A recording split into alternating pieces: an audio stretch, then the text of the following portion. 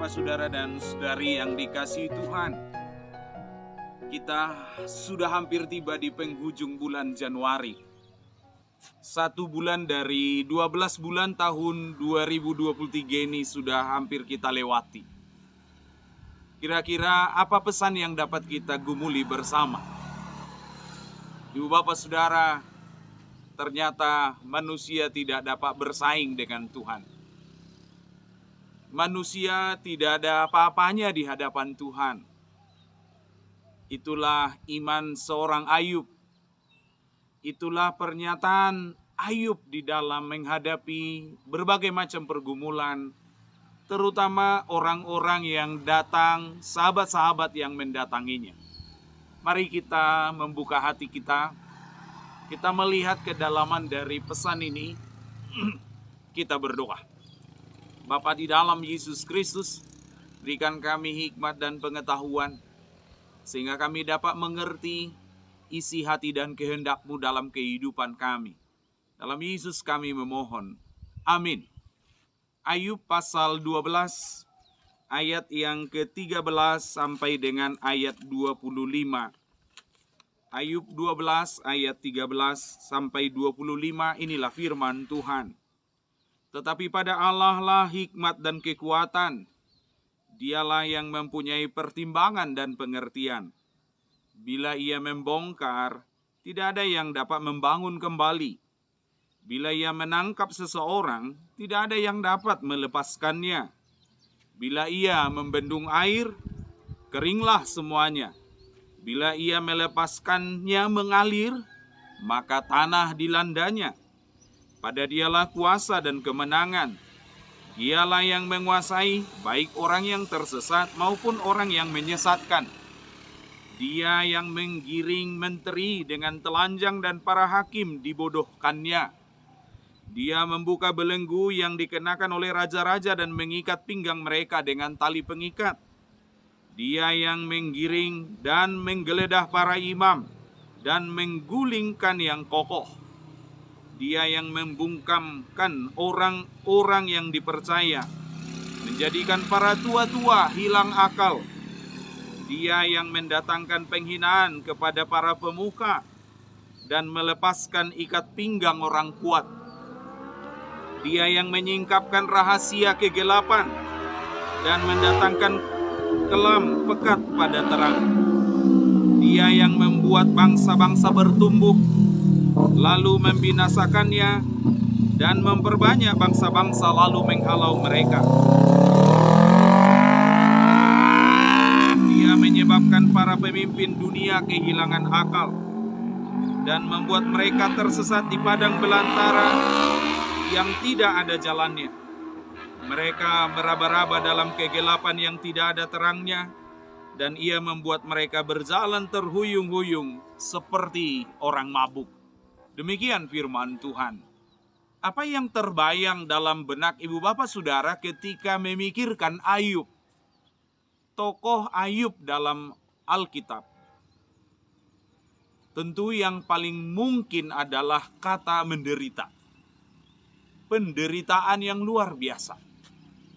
Tapi ibu bapak saudara, mungkin tidak baik kalau kita berhenti hanya pada kata derita. Karena siapapun kita pasti punya penderitaan kita masing-masing. Justru kalau mau jujur, kita banyak dibesarkan oleh berbagai macam penderitaan yang kita alami. Tetapi sesungguhnya Ayub tidak berhenti dengan kata derita. Justru Ayub ini mau bicara hikmat bagi orang yang menderita. Karena banyak orang menderita dan mati dalam penderitaannya. Tapi banyak orang menderita mendapat hikmat lewat penderitaan yang mereka alami. Maka dari sinilah kita melihat ibu bapak saudara, apa yang disuarakan oleh Ayub di pasal 12 ayat 13.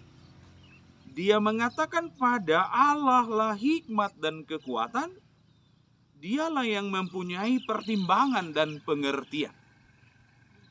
Ada 4 kata yang disusunnya menjelaskan siapa Allah. Pertama, hokmah, Allah itu adalah hikmat. Kedua, geburah, Allah itu adalah kekuatan. Yang ketiga, Esa ialah pertimbangan. Dan yang keempat, Allah itulah yang digambarkan dengan tebuna yang berisi penuh dengan pengertian.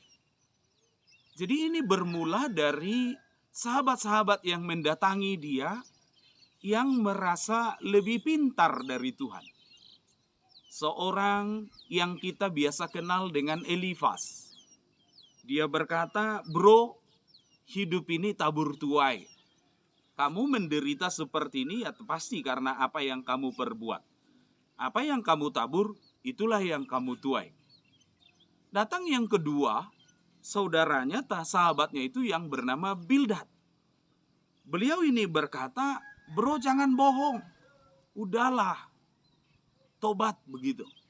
Kamu pasti ada melakukan sesuatu yang buruk, maka kamu menderita. Yang ketiga, ada yang namanya Zofar. Kalau kamu tobat, kamu sehat. Kamu tidak tobat, kamu tamat. Kira-kira seperti itu. Tetapi apa yang dilihat oleh Ayub? Kalau kita menderita, orang kadang bukan malah meringankannya. Kalau ketika kita menderita, orang bukan malah menolong kita, banyak bisa seperti 3 saudara ini malah memojokkan kita. Tapi apa kata Ayub? Mulailah kita coba lihat dari ayat 2. Dia katakan, tetapi Ayub menjawab, memang kamulah orang-orang itu. Dan bersama-sama kamu, hikmat akan mati. Yuk Bapak, kalau manusia mengandalkan diri dan kemampuannya sendiri, itu sangat terbatas. Ada seorang bapak ketika dia capek bekerja lelah di ladangnya, dia nyender di pohon mangga, lalu dia berhitung. Tuhan, sorry to say, maaf, ciptaanmu ini keliru. Mangga ini pohon batangnya begitu besar, tapi kok buahnya kecil. Labu ini, jadi di ladangnya itu dia punya tanaman labu. Batangnya kecil sekali, tapi buahnya besar. Keliru kan? Tidak ada yang jawab karena dia pendalaman sendirian gitu. Lalu entah karena lelah, hembusan angin yang indah, yang bagus, dia ketiduran. Pun cuma hanya sesaat. Saat dia tertidur, dia bangun tiba-tiba karena sesuatu dia rasakan membentur kepalanya. Dia lihat ternyata biji mangga. Lalu dia berkata, oh Tuhan ampuni saya, ternyata ciptaanmu ini sudah benar. Sebab kalau sebesar biji labu ini tadi jatuh dari atas, kepala saya ini kalau tidak pecah, tidak ke kuburan, minimal ke puskesmas mendapat perawatan. Jadi dia merasa bahwa hikmatnya telah cukup untuk menggenggam, mewakili semua apa yang dia miliki dalam hidup. 2023 di penghujung Januari ini, Anda saya diberi pesan. Satu-satunya hikmat yang sempurna adalah hikmat Allah. Kita tidak punya hikmat. Kita bisa bijak, kita bisa pintar, iya. Tapi satu hal jangan lupa. Semua itu hanya berasal dan bersumber dari Dia. Dan tidak akan bisa melampaui apapun yang Allah rancangkan dalam hidup kita. Karena kemudian dia katakan, Ayub ini bukan menolak bahwa ayat 12, satu ayat sebelum khotbah ini, dia katakan konon hikmat ada pada orang tua, pengertian ada pada orang yang lanjut umurnya. Tetapi, ini ayat 13, pada Allah lah hikmat, pada Allah lah kekuatan, pada Allah lah pertimbangan, pada Allah lah pengertian. Jadi semua hikmat ada batasnya, tapi hikmat Allah lah satu-satunya hikmat yang sempurna. Hikmat yang sempurna yang bagaimana? Mari kita lihat di ayat 14. Bila ia membongkar, tidak akan ada yang dapat membangun kembali. Bila ia menangkap seseorang, tidak ada yang dapat melepaskannya. Pertama-tama, hikmat dan kekuatan yang daripada Allah itu bekerja, bergerak leluasa di dalam segala ketidakberdayaan kita. Dalam saat kita ditangkap, artinya ketika kita tidak mampu bergerak, ketika kita hancur sehancur-hancurnya. Apa yang disebut di sini bila ia membongkar? Biasanya kalau ada kerusakan total, kerusakan besar, naluri manusia adalah segera apa? Membangunnya kembali. Tapi manusia tidak punya kekuatan kalau bukan hanya karena Tuhan. Ketika seseorang ditangkap, nalurinya adalah lepas. Tetapi justru di saat kita begitu tak berdaya untuk bangkit kembali, untuk membangun kembali, untuk keluar, kita hanya bisa pergi, bersujud, datang pada satu, yaitu Dia, sumber dari segala hikmat, sumber dari segala pengertian, kekuatan, dan pertimbangan itu. Jangan main sendiri. Jangan mengandalkan diri sendiri. Ini baru di penghujung bulan Januari. Kita bisa capek di awal, lelah terlalu banyak. Kalau kita hanya bergantung pada perasaan kita, pikiran kita, kok gini kali Tuhan, kok gitu tuh kali Tuhan, kok nggak bisa Tuhan, kenapa, dan yang lain sebagainya. Datang pada Dia, sumber hikmat, kekuatan, pengertian, dan pertimbangan kita. Yang kedua, Dia mengendalikan segalanya, apa-apa saja. Mari kita lihat di ayat 15. Ia membendung air, maka kering semuanya. Melepaskan yang mengalir, maka tanah dilandanya. Allah bahkan hikmat itu mengendalikan unsur-unsur alam. Sehingga siapakah hikmat, pengertian, dan kekuatan, dan pertimbangan itu? Itulah yang mewujud pada diri Yesus Kristus, Ibu Bapak Saudara. Dia mengendalikan unsur-unsur apapun dalam kehidupan kita.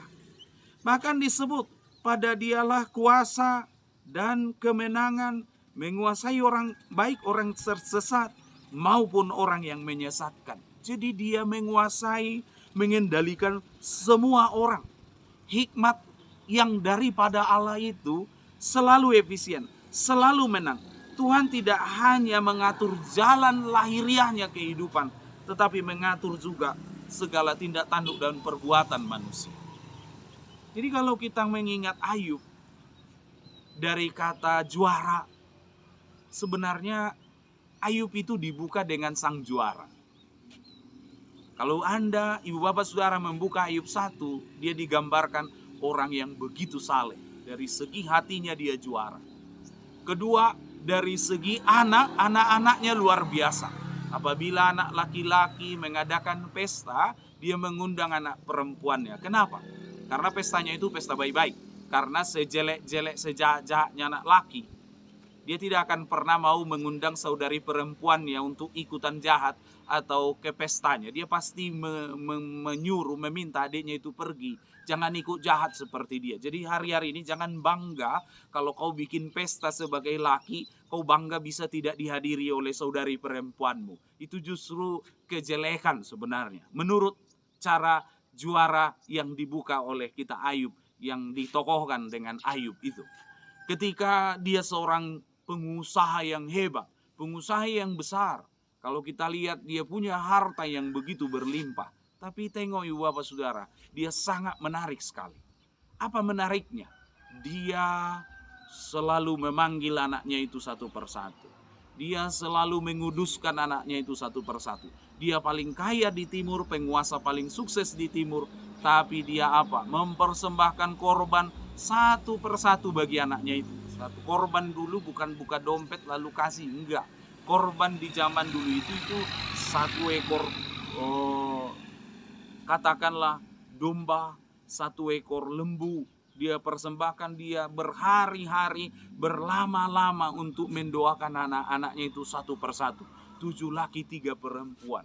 Tapi namanya tradisi timur, dulu dan bahkan sekarang itu sering terjadi. Kalau satu bangsa melawan bangsa yang lain, cukup dengan juaranya yang bertanding. Itulah yang pernah kita ingat, misalnya Goliat dan Daud. Cukup sang juara itu yang dipertandingkan. Nah, sekarang ini pun juga begitu. Kalau ada pertandingan antar negara, cukup sang juaranya itu yang dibawa untuk bertanding, dan kemenangan dia adalah kemenangan semua bangsa, seisi bangsanya, dan kekalahan dia adalah kekalahan bangsanya. Nah, disitulah sang juara yang bernama Ayub ini, diuji dengan roh atau iblis, setan itu. Nah, apa yang terjadi? Ayub belajar, sang juara itu menyimpulkan bahwa harta boleh kita punya, segalanya boleh kita punya, tapi ada satu yang kita tidak punya. Hikmat, kekuatan, pengertian, dan pertimbangan itu harus kita pergumulkan dengan Allah. Itu harus kita dapatkan bersama dengan Allah. Karena Dia yang bisa mengendalikan, mengatasi. Termasuk orang bijak di ayat 17. Dia yang menggiring menteri dengan telanjang, para hakim dibodohkannya. Ayat 18. Belenggu yang dikenakan raja-raja, mengikat pinggang mereka dengan tali pengikat, menggiring dan menggeledah para imam, dan menggulingkan yang kokoh. Hikmat itu cukup untuk mengendalikan orang bijak, hakim, imam, orang perkasa. Bahkan di ayat 20, mengendalikan orang-orang yang fasih. Dikatakan Dia yang membungkamkan orang-orang yang dipercaya, para tua-tua hilang akal. Lalu di ayat 21, Dia tidak hanya mengendalikan tua-tua dan orang yang percaya, tapi juga para pemuka dan orang kuat. Mendatangkan penghinaan kepada para pemuka, melepaskan ikat pinggang orang kuat. Di ayat 23, Dia membuat bangsa-bangsa bertumbuh, tapi juga membuat bangsa-bangsa boleh binasa. Artinya Dia, sang hikmat itu yang mewujud pada Kristus itu, mengatur dan berjalan di sejarah, history segala bangsa. Bangsa-bangsa, dan bahkan di ayat 25, mereka-mereka yang meraba-raba dalam kegelapan, yang tidak ada terang, mereka-mereka yang berjalan terhuyung-huyung seperti orang mabuk. Cukup dengan hikmat, kekuatan, pertimbangan, dan pengertian dari Allah. Selama mengandalkan Allah, jalani hari-hari hidup kita dengan bergantung pada hikmat, pengertian, kekuatan, dan pertimbangan Allah, bukan dengan pertimbangan dan pengertianmu sendiri. Amin, kita berdoa. Terpuji-puji dan dimuliakanlah Engkau ya Allah Bapa yang baik, yang telah mengajari kami kembali menjalani hari-hari kehidupan kami di bulan yang pertama di penghujung dari tahun 2023 bulan Januari ini. Mengingatkan kami supaya kami tidak mengandalkan diri kami sendiri. Supaya kami tidak mengandalkan hikmat dan pengertian kami sendiri. Tetapi kami belajar bergaul, bergumul terus-menerus dengan hikmat, pengertian, kekuatan, dan pertimbangan yang daripadamu. Ajarlah kami Tuhan untuk bisa merayakan hari-hari kami sedemikian rupa. Di dalam Yesus Kristus, Allah yang hidup. Amin.